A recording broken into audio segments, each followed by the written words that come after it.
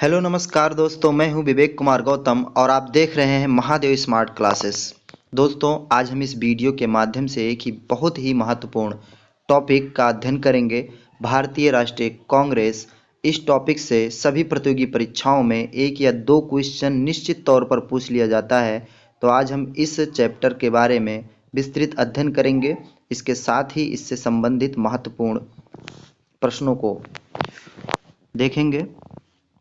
देर न करते हुए चलिए पहले क्वेश्चन की तरफ चलते हैं। भारतीय राष्ट्रीय कांग्रेस, इसकी स्थापना की बात करें तो 28 दिसंबर 1885 को इसकी स्थापना हुई थी। 28 दिसंबर 1885। स्थापना कहाँ पे हुई थी ये भी आपको याद रखना है, गोकुल दास तेजपाल संस्कृत महाविद्यालय मुंबई में। इसके संस्थापक ए.ओ. ह्यूम थे। इसके पहले अध्यक्ष व्योमेश चंद्र बनर्जी थे 1885 में, और वर्तमान में अध्यक्ष इसके मल्लिकार्जुन खड़गे जी हैं। इसके पहले अंग्रेज अध्यक्ष की बात करें तो जॉर्ज यूले थे। अगर पहली महिला अध्यक्ष की बात करें, पहली महिला अध्यक्ष तो श्रीमती एनी बेसेंट थी, जिन्होंने 1917 कलकत्ता अधिवेशन की अध्यक्षता की थी। पहली भारतीय महिला अध्यक्ष की बात करें तो सरोजिनी नायडू, कांग्रेस की पहली भारतीय महिला अध्यक्ष सरोजिनी नायडू थी। इन्होंने 1925 में कानपुर अधिवेशन की अध्यक्षता की थी। पहले मुस्लिम अध्यक्ष, कभी कभी क्वेश्चन में पूछ लिया जाता है, पहले मुस्लिम अध्यक्ष, पहले अंग्रेज अध्यक्ष, तो इन सब चीज़ों को आपको ध्यान में रखना है। पहले मुस्लिम अध्यक्ष बदरुद्दीन तैयब जी थे। और कुछ अन्य प्रश्नों को देखते हैं इसके साथ में। बंगाल विभाजन कब हुआ था आपसे पूछता है, बहुत बार पूछता है, बहुत इंपॉर्टेंट है। बंगाल विभाजन सन 1905 ईस्वी में लॉर्ड कर्जन के समय में हुआ था। स्वदेशी आंदोलन की शुरुआत 7 अगस्त 1905 को बंगाल विभाजन के विरोध में किया गया था। स्वदेशी आंदोलन, इसमें विदेशी वस्तुओं का बहिष्कार किया गया। बंगाल विभाजन कब से प्रभावित हुआ ये भी आपसे क्वेश्चन पूछता है, तो 16 अगस्त 1905 से। ये डेट आपको याद रखना है।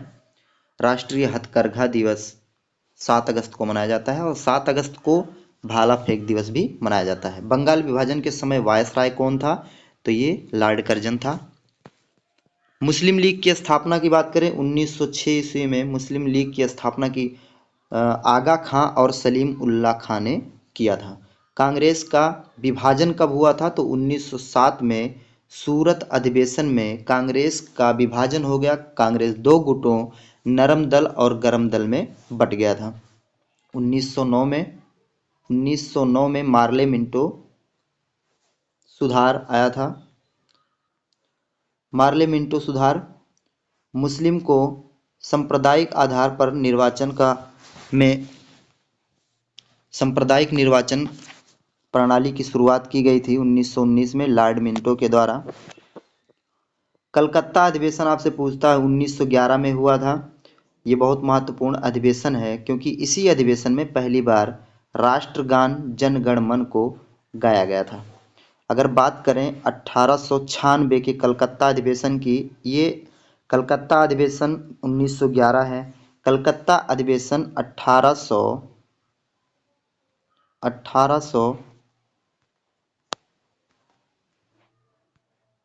1896, ये भी आपको ध्यान रखना है, क्योंकि कलकत्ता अधिवेशन 1896 ईस्वी में पहली बार राष्ट्रीय गीत वंदे मातरम को गाया गया था। वंदे मातरम के लेखक बंकिम चंद्र चटर्जी हैं, आप सभी को ज्ञात है।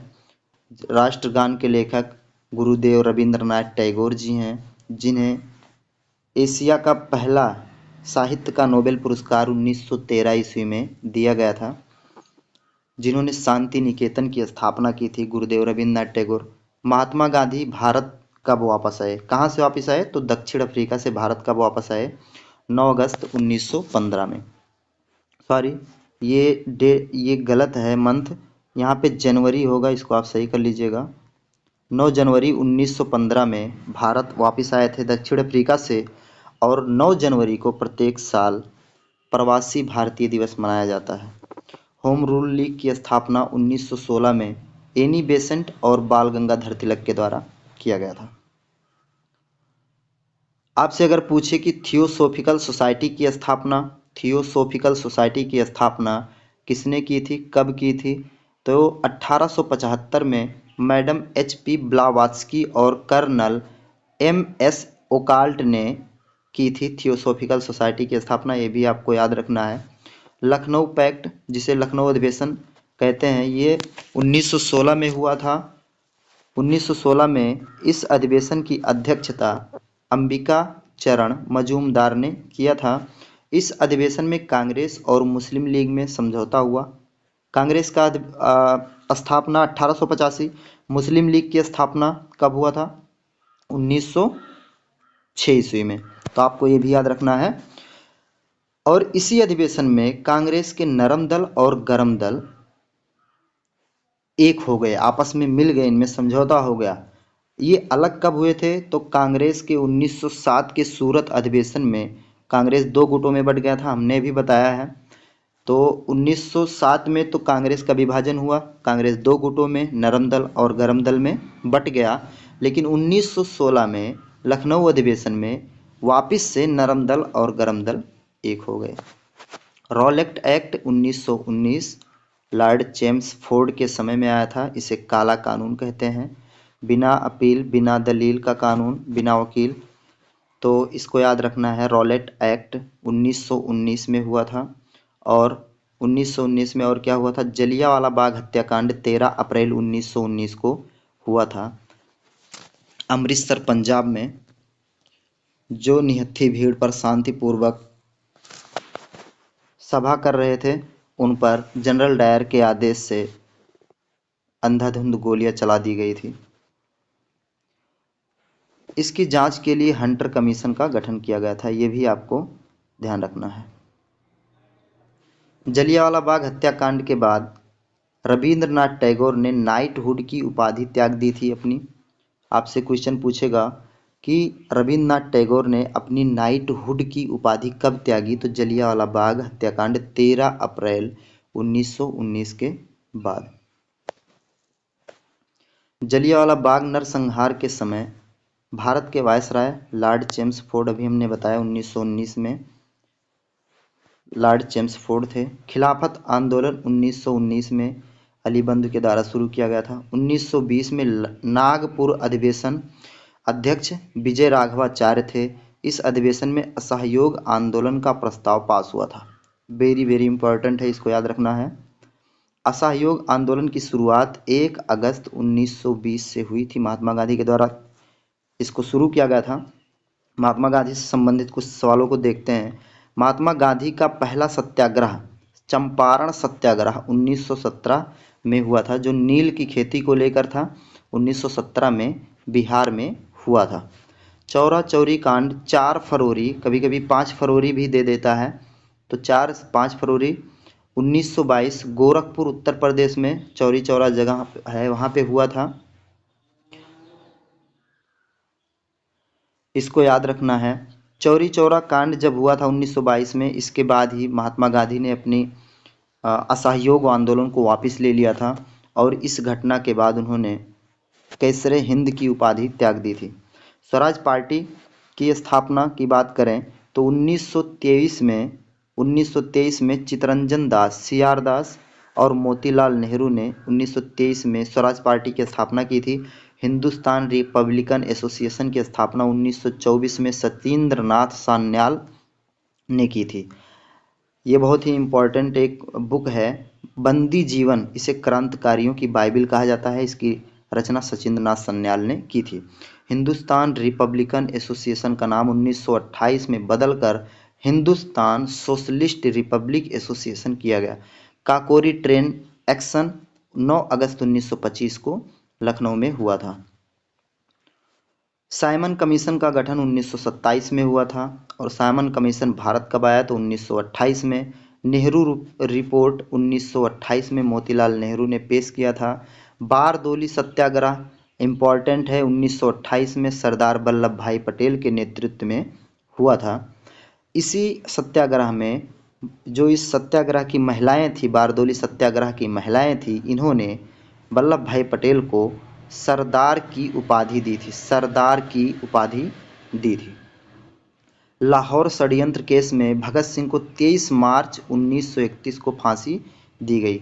राजगुरु सुखदेव और भगत सिंह को 23 मार्च 1931 को फांसी दी गई थी। लाहौर अधिवेशन कब हुआ था? 1929 में। अध्यक्ष पंडित जवाहरलाल नेहरू थे। इसी अधिवेशन में पूर्ण स्वराज की मांग की गई थी। तो आपसे पूछता है कि पूर्ण स्वराज की मांग कब की गई? तो लाहौर अधिवेशन 1929 में। पहला स्वाधीनता दिवस 26 जनवरी 1930 को मनाया गया था। नमक सत्याग्रह, जिसे दांडी यात्रा कहते हैं, 12 मार्च से 6 अप्रैल 1930 तक चला था महात्मा गांधी के द्वारा।